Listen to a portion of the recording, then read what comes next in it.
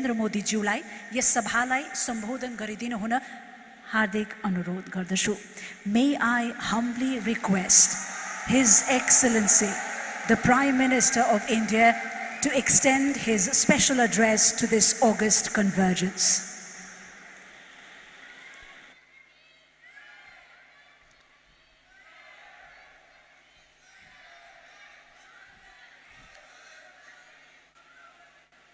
नमो बुद्धाय।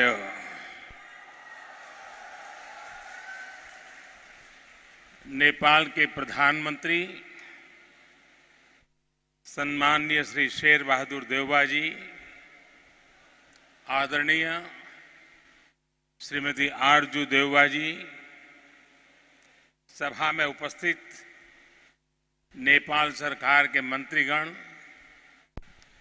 बड़ी संख्या में उपस्थित बौद्ध भिक्षु एवं बौद्ध धर्मावलंबी, विभिन्न देशों से पधारे गणमान्य अतिथिगण, देवी और सज्जनों, बुद्ध जयंती को पावन अवसर में यस सभा में उपस्थित यहाँहरू सबैलाई सम्पूर्ण नेपालवासीहरूलाई र विश्वका सबै श्रद्धालु जनलाई लुम्बिनीको पवित्र भूमिबाट बुद्ध पूर्णिमाको धेरै धेरै शुभकामना।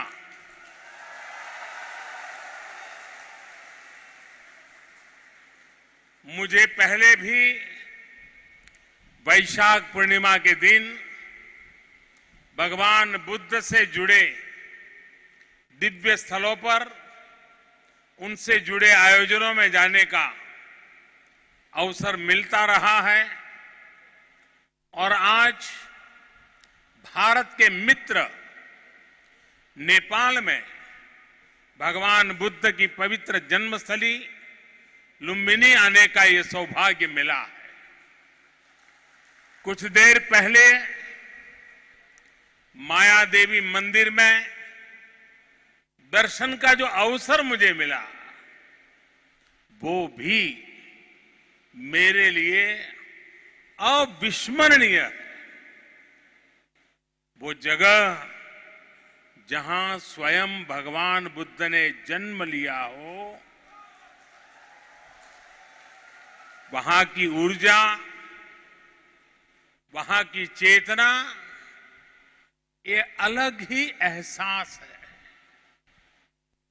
मुझे देखकर भी खुशी हुई कि इस स्थान के लिए 2014 में मैंने महाबोधि वृक्ष की जो सैपलिंग भेंट की थी, वो अब विकसित होकर एक वृक्ष बन रहा है। साथियों, चाहे पशुपतिनाथ जी हो, मुक्तिनाथ जी हो, चाहे जनकपुर धाम हो या फिर लुम्बिनी में जब जब नेपाल आता है, नेपाल अपने आध्यात्मिक आशीर्वाद से मुझे कृतार्थ करता है। साथियों, जनकपुर में मैंने कहा था कि नेपाल के बिना हमारे राम भी अधूरे हैं।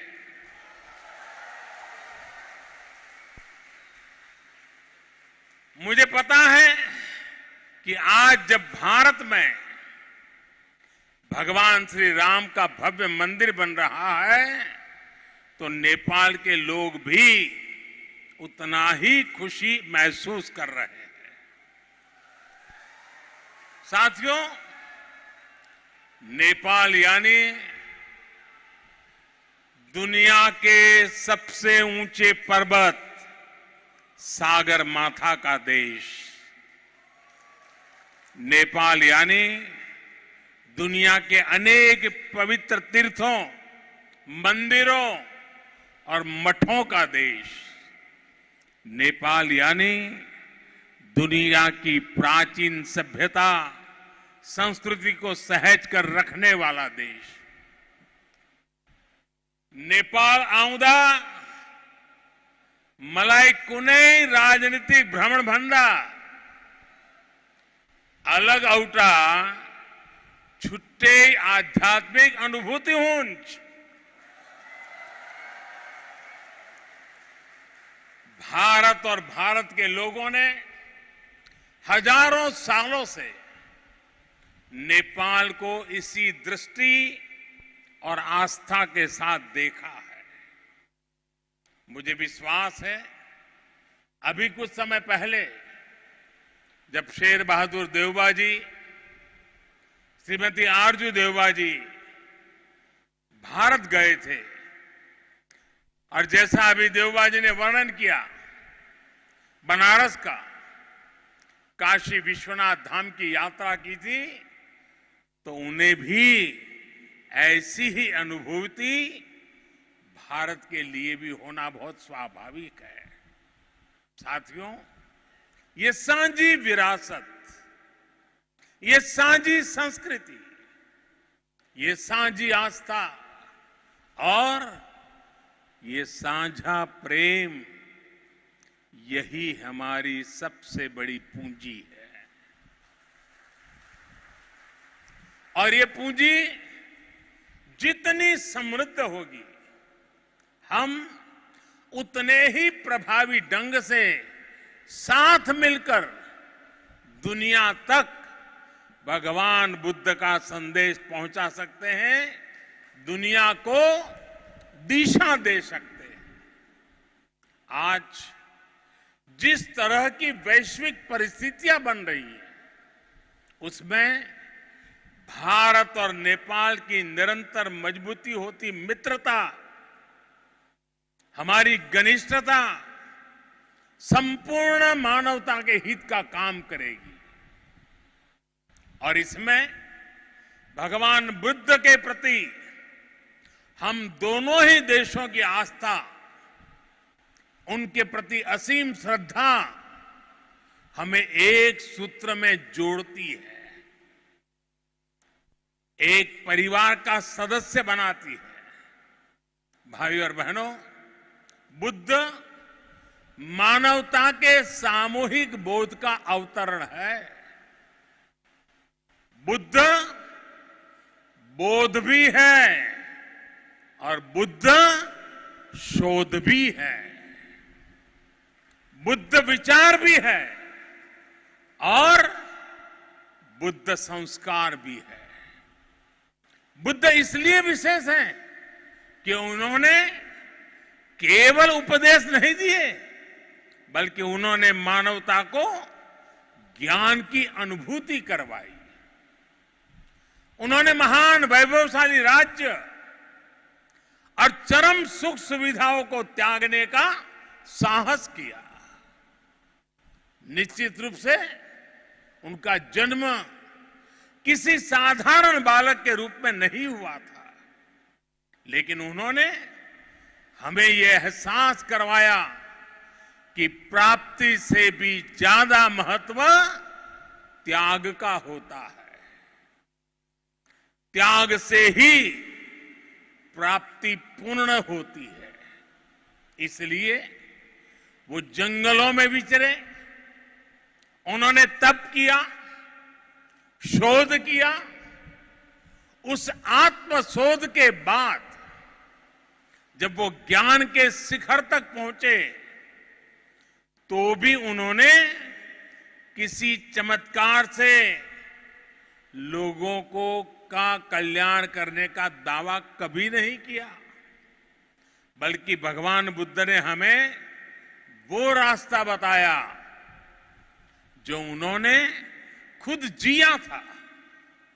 उन्होंने हमें मंत्र दिया था, अप्पदीपो भव भिक्खवे, अप्पदीपो भव भिक्खवे, परीक्ष भिक्षवो ग्राह्यम मद बचो न तू गौरवाद, अर्थात अपना दीपक स्वयं बनो, मेरे वचनों को भी मेरे प्रति आदर के कारण ग्रहण मत करो, बल्कि उनका परीक्षण करके उन्हें आत्मसात करो।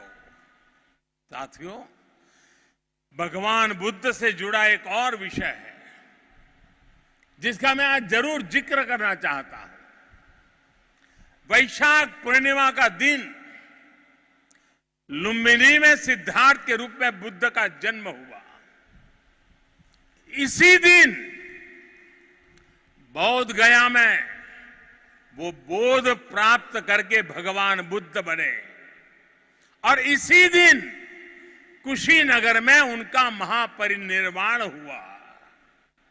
एक ही तिथि, एक ही वैशाख पूर्णिमा पर भगवान बुद्ध की जीवन यात्रा के ये पड़ाव केवल संयोग मात्र नहीं था, इसमें बुद्धत्व का वो दार्शनिक संदेश भी है जिसमें जीवन, ज्ञान और निर्वाण तीनों एक साथ है, तीनों एक साथ जुड़े हैं। यही मानवीय जीवन की पूर्णता है और संभवतः इसीलिए भगवान बुद्ध ने पूर्णिमा की इस पवित्र तिथि को चुना होगा।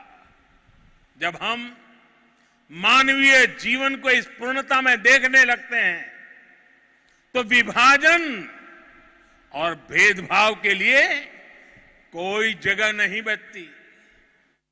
तब हम खुद ही वसुधैव कुटुंबकम की उस भावना को जीने लगते हैं जो सर्वे भवन्तु सुखिनः से लेकर भवतु सब्ब मंगलम, भवतु सब्ब मंगलम के बुद्ध उपदेश तक झलकती है। इसलिए भौगोलिक सीमाओं से ऊपर उठकर बुद्ध हर किसी के हैं, हर किसी के लिए है। साथियों, भगवान बुद्ध के साथ मेरा एक और संबंध भी है जिसमें अद्भुत संयोग भी है और जो बहुत सुखद भी है। जिस स्थान पर मेरा जन्म हुआ, गुजरात का वडनगर, वहां सदियों पहले बौद्ध शिक्षा का बहुत बड़ा केंद्र था। आज भी वहां प्राचीन अवशेष निकल रहे हैं जिनके संरक्षण का काम जारी है।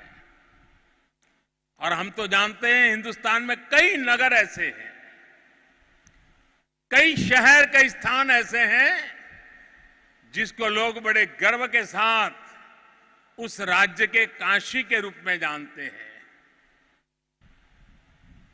भारत की विशेषता रही है और इसलिए काशी के समीप सारनाथ में मेरी आत्मीयता आप भी जानते हैं। भारत में सारनाथ, बोध गया और कुशीनगर से लेकर नेपाल में लुम्बिनी तक ये पवित्र स्थान हमारी सांझी विरासत और सांझे मूल्यों का प्रतीक है। हमें इस विरासत को साथ मिलकर विकसित करना है और आगे समृद्ध भी करना है। अभी हम दोनों देशों के प्रधानमंत्रियों ने यहां India international centre for Buddhist culture and heritage का शिलान्यास भी किया है। इसका निर्माण international Buddhist confederation of India द्वारा किया जाएगा। हमारे सहयोग के इस दशकों पुराने सपने को साकार करने में प्रधानमंत्री देवबा जी ने उनका अहम योगदान है। लुम्बिनी डेवलपमेंट ट्रस्ट के अध्यक्ष के रूप में उन्होंने इंटरनेशनल बुद्धिस्ट कॉन्फेडरेशन को इसके लिए जमीन देने का निर्णय लिया था और अब इस प्रोजेक्ट को पूरा करने में भी उनकी ओर से पूरा सहयोग किया जा रहा है। इसके लिए हम सभी हृदय से उनके आभारी हैं। मुझे खुशी है कि नेपाल सरकार बुद्ध सर्किट और लुम्बिनी के विकास के सभी प्रयासों को सहयोग दे रही है, विकास की सभी संभावनाओं को भी साकार कर रही है।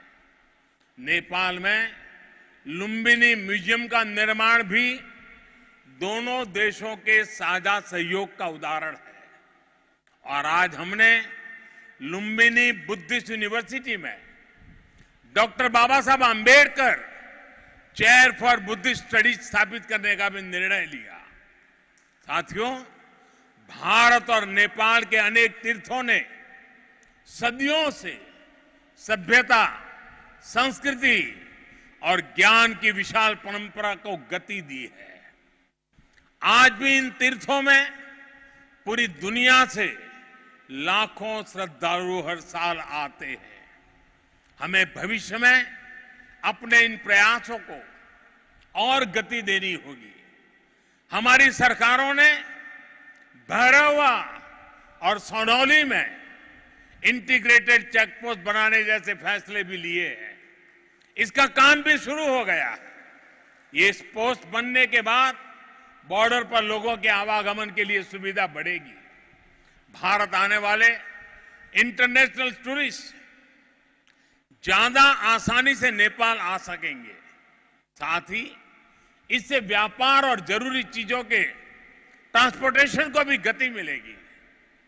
भारत और नेपाल दोनों ही देशों के बीच मिलकर के काम करने के लिए ऐसी अपार संभावनाएं हैं।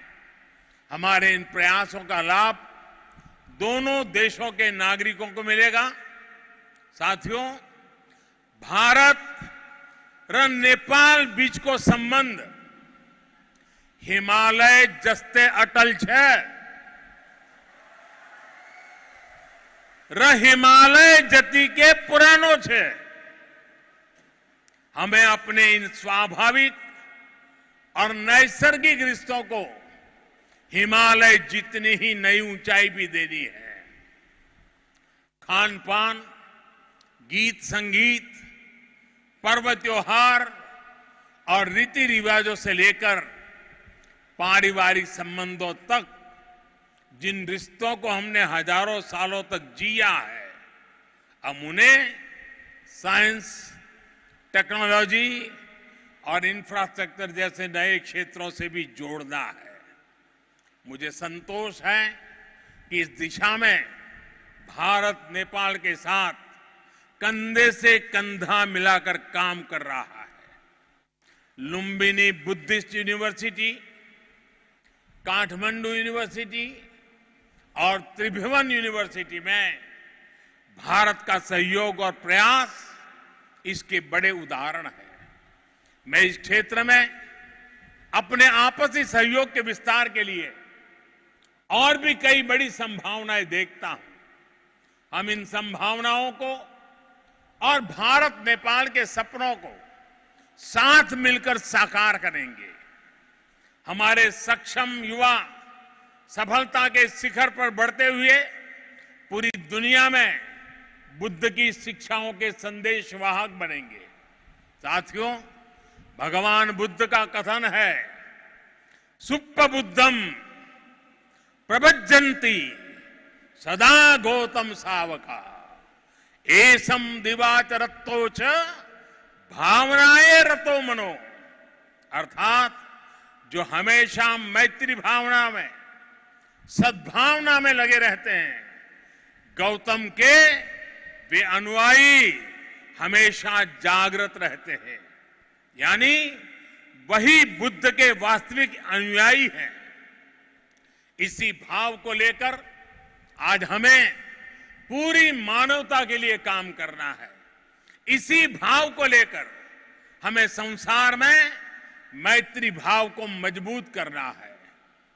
भारत और नेपाल बीच को मित्रता ले, यस मानवीय संकल्प लाए પૂરા કર યસઈ ગરી મિલેર કામ ગરી હને કુરામાં मलाई पूर्ण विश्वास है।